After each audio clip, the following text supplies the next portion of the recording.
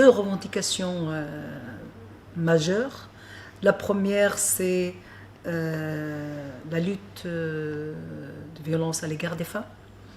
N'a pas encore eu l'impact nécessaire et l'impact de réduire la violence à l'égard des femmes. Donc je dirais, un des secteurs et un des problèmes qui limite la libération de la femme pour accéder, pour être libre et s'épanouir dans l'action publique et même dans l'action privée. Donc la violence a l'impact au niveau privé et au niveau public sur la participation des femmes, alors que nous savons très bien que la participation des femmes est très très importante d'une manière formelle ou informelle, dans le secteur formel ou informel, nous avons cette importance.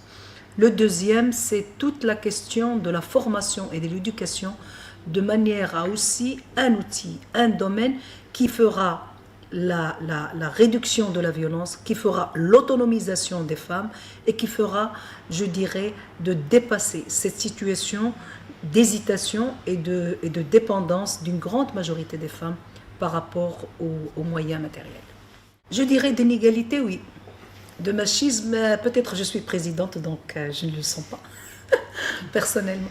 Mais je pense qu'il y a encore de l'inégalité au niveau je dirais, de postes de responsabilité pour les femmes, de postes je dirais, de visibilité des femmes dans l'espace public.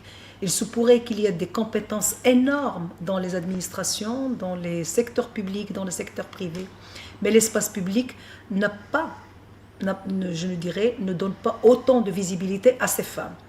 Pour de multiples raisons, mais on n'entrera pas.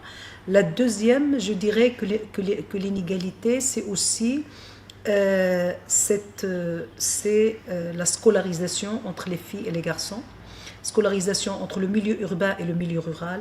C'est aussi le processus de scolarisation de primaire, secondaire et de supérieur pour les filles.